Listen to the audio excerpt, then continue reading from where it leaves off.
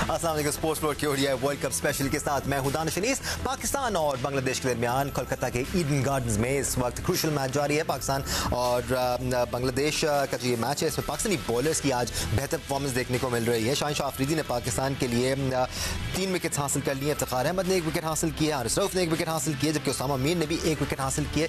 थोड़े से एक्सपेंसिव नजर आए आज एक बार फिर उसामा मीर।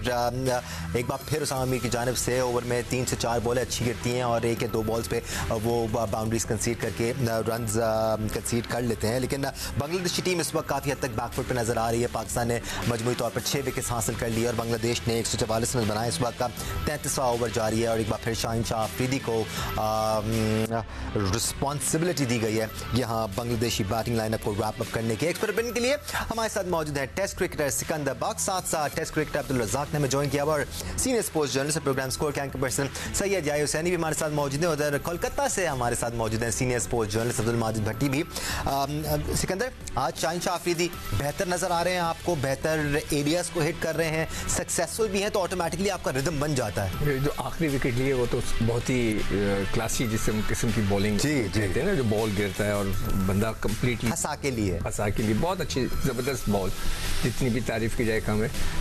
देखें, आज सुबह से जब हम बात कर रहे थे उनकी जो लेंथ थी लेफ्ट हैंडर्स के लिए वो बिल्कुल अपनी जगह पे थी। उनका गेंद निकलता भी बाहर है तो वो उसको जो बल्ला था उसको गेंद को चेस कर रहा था। फिर जो राइट हैंडर आया तो उन्होंने अपनी लाइन को फिर तब्दील किया और लेंथ थोड़ी सी शॉर्ट रखी, फिर बिल्कुल सही जगह पे आ गए।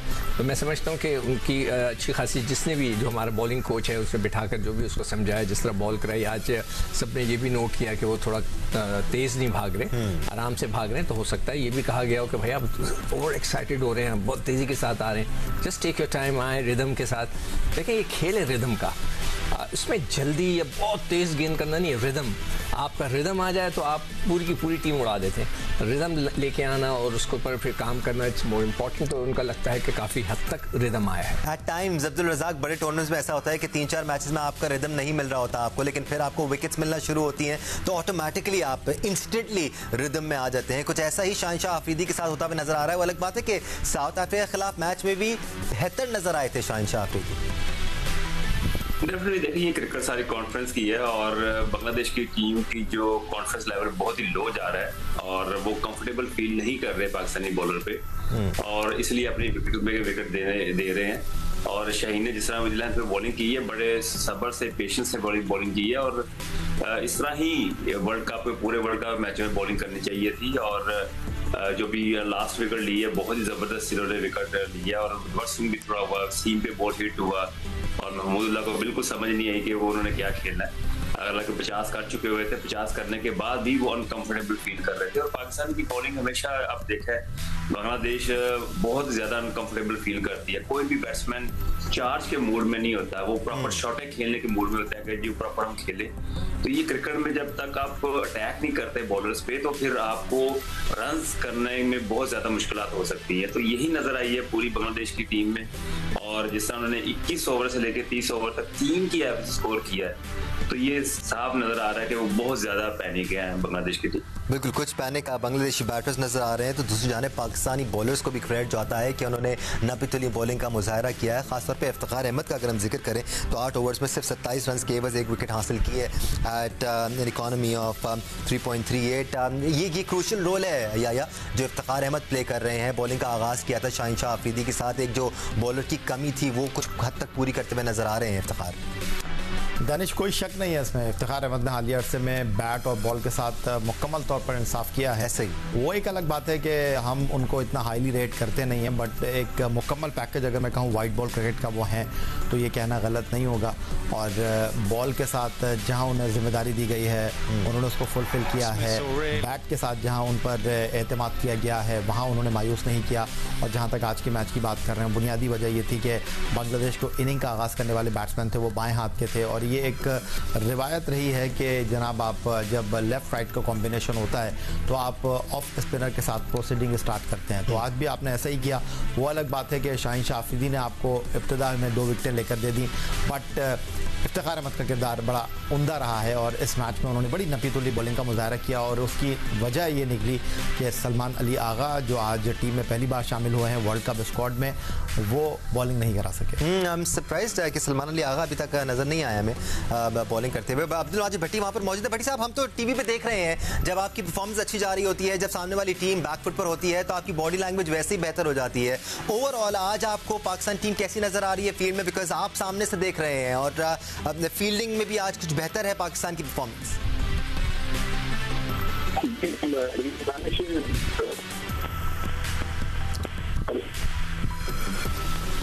राइट, अनफॉर्चुनेटली भट्टी साहब की आवाज़ में काफ़ी डिस्टॉर्शन है सिंस वो ग्राउंड में है, वहाँ पर जाम भी लगे हुए होते हैं। तो वील ट्राई लेवल बेस्ट भट्टी साहब हम आपसे दोबारा रब्ता कर सकें। ओवरऑल सिकू कुछ इसी किस्म की परफॉर्मेंस एक्सपेक्ट कर रहे थे हम पाकिस्तान से। अनफॉर्चुनेटली इतना प्रेशर हम पर रहा सारे मैचेस में। जहाँ भी हमने मैच खेला अगली टीम ने हम पर बहुत ज़्यादा चढ़ाई की, बहुत तेज़ी से रन स्कोर किए, बड़े बड़े टोटल हमें चेस करने पड़े। या हमने पहले खेला तो हम बैकफुट पर रहे, सेटल नहीं हो पाई थी पाकिस्तान टीम। हो सकता है सेंट्रल कॉन्ट्रैक्ट साइन हो गए तो सब बेहतर हो गए चीज़ें। ये मजाकन मैं कह रहा हूँ। देखिए अभी बात हुई कि सलमान अली आगा को बॉल करने का मौका नहीं मिला, दैट इज़ रॉन्ग। ये चीज़ मुझे बाबर की कप्तानी में जो फॉल्ट नज़र आता है वो यही है। आपके पास जो ऑप्शंस होते हैं उसको आप यूटिलाइज करें। आपके पास अगर सलमान अली आगा भी तो है ना जी, तो उसमें कोई मजाका नहीं। अगर इफ्तिखार अच्छी बॉल कर रहा है तो आपने 4 बॉल का स्पेल कराया, 2-3 ओवर उससे भी करा के देख लें। तो ये बात इसलिए भी ज़्यादा वैलिड है सिकंदर क्योंकि हमने एट टाइम देखा है कि इफ्तिखार ने बॉलिंग नहीं कराई और सलमान ने बॉलिंग कराई। अगर मुझे टेस्ट सीरीज याद नहीं आ रही मेरे पास लिखा हुआ है, उसके अंदर मैं बार बार जिक्र कर रहा था भाई फला ये सलमान से क्यों नहीं गेंद कराई, पूरे टेस्ट मैच में नहीं कराई, अगले टेस्ट मैच में कराई उसने 3 आउट किए, फिर इफ्तिखार से नहीं कराई तो फिर उससे करा ली। तो ये चीज़ जो है बाबर को थोड़ा इसके पर भी ब्रीफिंग किसी को देनी पड़ेगी बैठ के कि भाई आपके पास जो ऑप्शन हैं उनको यूटिलाइज करें। यू नेवर नो कि उसका दिन हो। और वो सलमान अली आगा भी अच्छी गेंद कर सकते हैं। अब्दुल रज़ाक सॉरी सिकंदर आप कुछ कहना चाह रहे थे? नहीं, मैंने कहा उससे एक चीज़ होती है कि फास्ट बॉलर पे प्रेशर कम हो जाएगा। वो आप उनको जरूरी नहीं है कि 10 ओवर कराएं, कहीं नहीं लिखा हुआ। अब्दुल रज़ाक कैप्टन्स में खास तौर पे ये दूरअंदेशी होनी बड़ी ज़रूरी है। बेशक आज के मैच में पाकिस्तान के जो बॉलर्स बॉल कर रहे हैं शायद ज़रूरत ना हो आपको एक एक्स्ट्रा बॉलर की, लेकिन शायद आगे वाले मैच में आपको ज़रूरत पड़ जाए। तो ऐसी सिचुएशन में सलमान अली आगा से 1-2 ओवर कराकर उनको कॉन्फिडेंस देकर एक आध विकेट दिलाकर मजीद उनको बैक किया जा सकता है। डेफिनेटली देखिए जब कोई प्लेयर खेलता है तो वो उसको अपॉर्चुनिटी देनी चाहिए, 1-2 ओवर करवाने चाहिए। और दानिश हमारी सबसे अच्छी बात ये है कि हम जब पाकिस्तान के साथ नीदरलैंड के साथ खेल रहे होते हैं तो हमारी बॉडी लैंग्वेज बड़ी अच्छी होती है। हम जब श्रीलंका के साथ खेल रहे थे बड़ी अच्छी होती है, बांग्लादेश के साथ खेलते बड़ी अच्छी होती है। बाकी टीमों के साथ जब हमारी खेलते हैं तो हमारी बॉडी लैंग्वेज में फ़र्क आना शुरू हो जाता है। तो ये बड़ी सरप्राइज बात है मेरे लिए कि हमें तो फ्यूचर के लिए देखना होता है ना कि आगे जो मैचेस आ रहे हैं उसमें टीम का कैसा परफॉर्म करेगी। एग्जैक्टली। और इनके खिलाफ जो हल्की टीमें होती है उनके खिलाफ पाकिस्तान की हर चीज़ बेहतरीन हो रही होती है। बॉलिंग करते हैं, विकेट भी मिल रही होती है, नए बॉल से विकेट भी मिल रही होती है। हमने रिसेंटली ऑस्ट्रेलिया के साथ मैच खेला, वहाँ पे हमें नए बॉल से विकेट नहीं मिली जहाँ हमें ज़रूरत थी। और फिर उसके बाद सऊदी अरब के खिलाफ देखा हमने तो वो बस एक आधी विकेट मिली, डिकॉक की अर्ली ऑन मिल गई। अदरवाइज जहाँ हमें ज़रूरत होती है वहाँ पे हमें विकेट नहीं मिलती। फिर हम पाकिस्तान टीम को फिर थोड़ा सा बैकवर्ड पे आना पड़ता है, मैचेस हारने पड़ते हैं। और श्रीलंका, नीदरलैंड और बांग्लादेश बहुत ज़बरदस्त इनके साथ बॉडी लैंग्वेज है। बाकी टीमों के साथ भी अगर ऐसी बॉडी लैंग्वेज हो, इस तरह की परफॉर्मेंस नजर आए तो फिर हमारा भी दिल करेगा कि ज्यादा तारीफ करने की पाकिस्तान की। ये जो बॉडी कह सकता हूँ देखो ये जो बात कर रहे हैं ना उसको मैं इस तरह भी कह सकता हूँ जहाँ हम पे हमला हो जाता है ना जी, तो फिर एकदम से हमारी वो जो बात कर रहा है रज़ाक वो बॉडी लैंग्वेज गिर जाती है। हम एकदम से ऐसा लगता है इतर बितर होने शुरू हो गए फील्ड के अंदर, तितर बितर होना शुरू हो गए इसलिए कि हम पे प्रेशर पड़ गया, हम पे हमला हो गया। तो यहाँ पे बिल्कुल अभी तक हम पे शायद कोई छक्का भी नहीं लगाया है शायद। तो जब हम पे कोई हमला नहीं हुआ है तो हम बिल्कुल सॉलिड खड़े हुए और ये फर्क जो रजाक बोलना चाह रहे हैं, मुझे तो महसूस हो रहा है कि जब हम पे अटैक हो जाता है तो हम संभल नहीं पाते। 2 छक्के जरूर लगे लेकिन उस तरह से अटैक बांग्लादेशी टीम ने किया नहीं है। ऐसा नहीं है कि किसी एक बॉलर पे बहुत ज़्यादा चढ़ाई की हो। हाँ, उसामा मीर थोड़े से टच एक्सपेंसिव ज़रूर रहे हैं और उसामा मीर में अभी भी ये इशू नज़र आ रहा है कि जहाँ उन पर प्रेशर एक्सर्ट किया गया है वहाँ उन्होंने थोड़ी सी शॉर्ट गेंदें भी की हैं। भट्टी साहब से जानना चाह रहा था ओवरऑल अब तक टीम की परफॉर्मेंस कैसी रही है भट्टी साहब, और बॉडी लैंग्वेज खास तौर पे कैसी नज़र आ रही है आपको? और वो अलग बात है कि जब पहले ओवर में शाहीन शाह आफरीदी विकेट हासिल कर लेते हैं ऐसा लगता है कि पाकिस्तान टीम डिफरेंट रूप में नज़र आ रही है। बिल्कुल दानिश, आज पाकिस्तान की टीम एक मुख्तलिफ टीम नजर आ रही है और चूंकि अब उनको पता है कि यहाँ से आज जो भी टीम हारेगी उसको फिर सेमीफाइनल का सफर उसका खत्म हो जाएगा।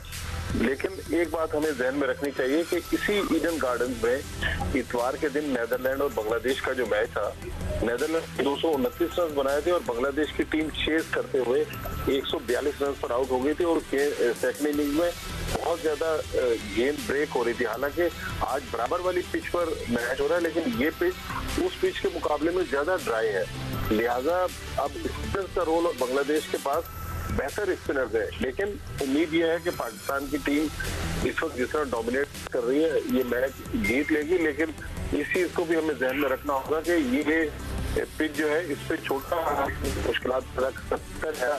बैट्समैनों को भी रोल प्ले करना होगा। अगर बॉलरों ने अच्छा रोल दिया है तो फिर बैट्समैनों को भी अपनी टीम को अच्छा करना होगा। लेकिन यहाँ आप देखें कि पाकिस्तान के स्पिनर्स अभी तक वो इम्पैक्ट क्रिएट नहीं कर रहे। जिस तरह अभी आप थोड़ी देर पहले कह भी रहे थे तो उसामा मीर 1-2 शॉर्ट गेंदें कराते हैं जो पिछली 4 गेंदों की कसर उन 2 गेंदों में निकल जाती है। तो हमारे स्पिनर्स को टूर्नामेंट में अब जिस तरह सफर पाकिस्तान का चल रहा है तो बेहतर अंदाज में बॉलिंग करना होगी। और उसामा मीर खास तौर पर स्पिनर्स अभी तक इस टूर्नामेंट में पाकिस्तान को लेट डाउन कर रहे हैं, तो स्पिनर्स को इस मैच में अब पाकिस्तान को मजीद अच्छी पोजीशन पर लाके खड़ा करना होगा। बिल्कुल, इस मैच में तो पाकिस्तान की पोजीशन थोड़ी सी बेहतर नज़र आ रही है बट और ज़्यादा बेहतरी आ सकती है या परफॉर्मेंस की अगर हम बात करें। जो भट्टी साहब कह रहे थे कि जो पिछला मैच हुआ था इसी ग्राउंड पर वहाँ पर बांग्लादेश चेस करते हुए हार गई थी, यकीनी तौर पर पाकिस्तानी टीम के दिमाग में भी ये सारी बातें होंगी। शायद इसी वजह से यहाँ पर बांग्लादेशी इनिंग्स को जल्द अज जल्द रैप करना या बहुत ज़्यादा ज़रूरी है। यहाँ पर हम उनको मौका नहीं दे सकते कि वो 60-70 रन एक्स्ट्रा जोड़ लें और मज़ीद प्रेशर एक्सर्ट कर दें पाकिस्तान पर। पहले तो सिकंदर बख्श साहब जो बात कर रहे थे मैं इत्तेफाक करता हूँ उससे कि जो उन्होंने बात की सलमान अली आगा की कि वाई नॉट, अगर 8 ओवर में 27 रन दे रहे हैं इफ्तिखार तो आपको उन्हीं जैसे एक और राइट आर्म ऑर्थोडॉक्स स्पिनर को जो वो ट्राई करना चाहिए था। बट अच्छा मूव था बाबर आजम का जब वो 30 ओवर के बाद शाहीन शाह आफरीदी को लेकर आए और उन्होंने आपको एक ब्रेक थ्रू दिया और महमूदुल्लाह और शकीबुल हसन की जो पार्टनरशिप थी उसको ब्रेक किया जो आपके लिए डेंजर जोन में आपको लेकर जा रही थी। दानिश, आज के मैच से पहले मैं एक इंटरव्यू देख रहा था, मैच से पहले सऊद शकील गुफ्तगू कर रहे थे और उन्होंने कहा कि 6 महीने पहले इस वर्ल्ड कप से वो वाइट बॉल टीम के प्लान का हिस्सा ही नहीं थे। और सेम आई थिंक मेरा ख्याल है if I am not wrong अगर हम बात करें तो हसन अली भी इस टीम के साथ नहीं गई थे, वो तो दूर दूर तक उनका नाम निशान नहीं था। अब्दुल्ला शफीक उनके हवाले से भी कोई सुनबुन नहीं थी कि वो उस टीम का पार्ट होंगे। बट आप देखिए अब्दुल्ला शफीक को एक मौका मिला और उन्होंने उसको दोनों हाथों से ग्रैब किया। फिर उसके बाद सऊद शकील को मौका मिला, उन्होंने उसको दोनों हाथों से ग्रैब किया। तो इस तरह की चीज़ें हो जाती हैं। बट आई थिंक जो चीज़ मुझे कल हैरान कर गई वो ये थी कि जो टीम के कोच ब्रैड बन है उन्होंने प्रेस कॉन्फ्रेंस में कहा कि हमें सिर्फ 6 महीने की तैयारी मिली थी और 6 महीने की तैयारी जो है वो 4 महीने की, किसी 4 महीने की तैयारी के साथ आप इतना बड़ा टूर्नामेंट नहीं खेल सकते। मैं और थोड़ा सा आपको पीछे लेकर जाऊँगा, अगर आपको याद हो तो जब टीम वर्ल्ड कप के लिए भारत जाने के लिए चल रही थी तो कप्तान बाबर आजम ने कहा कि हमारी पूरी तैयारी है। मिकी आर्थर ने कहा इससे बेहतर टीम ही नहीं हो सकती। चीफ सेलेक्टर इंजमाम उल हक ने बोला कि 3 साल से यही टीम खेल रही है। तो सवाल मेरा ये है कि उस वक्त ये सारी चीज़ें क्यों नहीं की?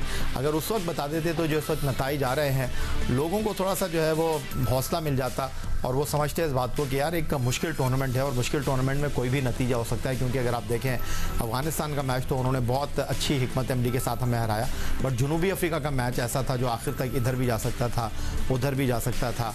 ऑस्ट्रेलिया का मैच हम बनाकर हार गए, भारत का मैच जो था वो एक तरफा मैच था। तो लोग इस बात को अंडरस्टैंड करते। बट आई थिंक अगर आपको याद हो बाबर आजम ने जाने से पहले ये कहा था, बट कि मेरा ख्याल है नवाज ने भी ये कहा था इंडिया पहुंचने के बाद कि भाई हम सिर्फ और सिर्फ भारत से खेलने के लिए लिए नहीं आए हैं, हम ये टूर्नामेंट जीतने के लिए आए हैं। क्योंकि इस टूर्नामेंट में अगर हम फाइनल खेलना चाहते हैं, जीतना चाहते हैं, तो बाबर आजम ने कहा था कि हमको सिर्फ भारत को नहीं हराना, बाकी 8 टीमों को भी हराना। राइट, ये तीसरा मुसलसल चौका लगा है इफ्तिखार अहमद को। शकीब अल हसन अब अपने हाथ खोलना शुरू कर रहे हैं। बहुत सीनियर प्लेयर हैं शकीब अल हसन बांग्लादेश के लिए, एक अरसे से बांग्लादेश के लिए मिडिल ऑर्डर में रिस्पॉन्सिबिलिटीज निभा रहे हैं। और हारिस रऊफ हो या वसीम जूनियर हो, पाकिस्तानी बॉलर्स आपको कैसे नजर आ रहे हैं? खासतौर पे आप अपने सामने देख रहे होंगे इन लोगों को, फिट नजर आ रहे हैं सारे। शाहीन शाह अफरीदी जब बॉलिंग कर रहे होते हैं थोड़ा सा रनअप स्लो लेते हैं, लेकिन उसके अलावा फिट लग रहे हैं। कोई इस किस्म के मसले मसाइल तो आपको पाकिस्तानी प्लेयर्स में नजर नहीं आ रहे?